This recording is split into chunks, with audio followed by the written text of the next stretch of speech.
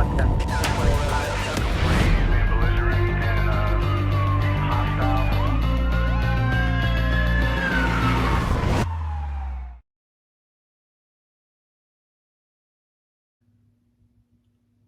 I'm David Roger, General Counsel for Las Vegas Police Protective Association. Over the years, we have advised officers to not speak to FIT, not give statements to criminal IAB. And we base that on the fact that officers are criminal suspects in those investigations, and that they should invoke their Fifth Amendment rights and wait to talk to their attorney. And of course, we're always available. You have our call-out number. So I want to use this opportunity to talk about Alec Baldwin and use this as kind of a case study. Now, Alec Baldwin is a famous actor. He is a multimillionaire. I'm sure he has access to a great number of very fine lawyers to advise him. And so in New Mexico, Alec Baldwin was filming a movie.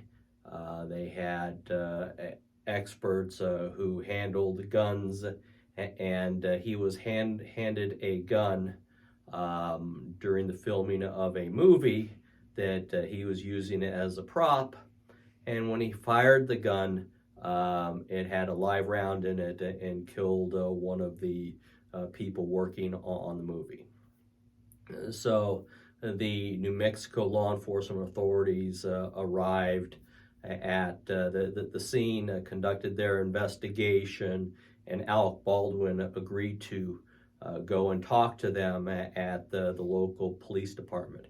He waived his Fifth Amendment rights. I want you to watch for a moment the video of the admonishment. So, why you're here. For this incident that was unfortunate earlier. Yeah.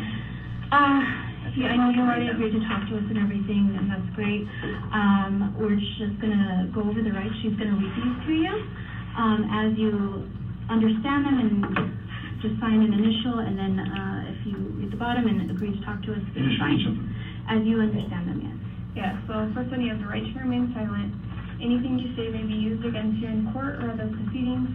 You have the right to consult with an attorney before making any statement or answering any questions, and you may have him or her present with you during questioning.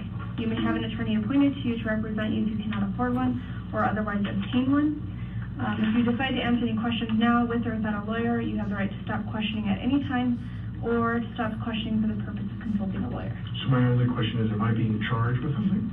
No, we're just reviewing. I thought that's what I'm not worried because I'm not, yeah. We have to do our job at, yeah, no, just tell me that. at advising you your rights because here? this is the investigation. Yeah. Just a formality. You have to do it. You're here. I appreciate it. As you can see, Alec Baldwin thought that he was not being charged, thought that he was cooperating, and waived his Fifth Amendment rights without talking to an attorney, without having the advice of counsel. And this was very problematic for him because he provided some very incriminating evidence. Here is the video of the statement that probably caused him, or one of the pieces of evidence that caused him to be prosecuted. Anything abnormal in the day? Who handed you your weapon in the day? Handed it. Okay. And physically handed or put it in the holster? Handed it to me. Okay. She would show me the gun. Okay. Or she'd say, cold gun. She'd say, test it, or some language to indicate. She handed me the gun, said it was fine. And she said, do you want to check? Okay. And I always didn't want to insult her. I said, because we never had a problem. Yeah. I said, I'm good. The district attorney's position was that, or is that, Alec Baldwin is guilty of involuntary manslaughter because he was reckless in handling a firearm, that he failed to check the firearm before using it in the movie. And this is despite the fact that there were multiple people who were on set who were required to check the gun to make sure that it wasn't loaded with live ammunition. And one of the key pieces of evidence that the prosecution is relying upon is that Alec Baldwin said that he was given the opportunity to check the firearm to make sure that it was not loaded with live ammunition, and he didn't do so. And it was his statement that will be used against him at trial. In addition, in his first interview, he said that a worker by the name of Hannah provided him the firearm. After his statement, a couple of days later, investigators contacted Mr. Baldwin on the phone. And this time, he said that another person had actually handed him the firearm.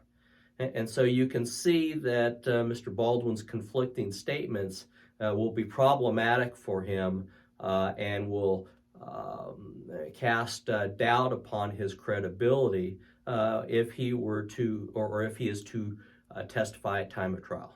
And so this is just another example of the reason why we advise you not to waive your Fifth Amendment rights, to not talk to investigators, and to contact PPA, contact me before you give any statements.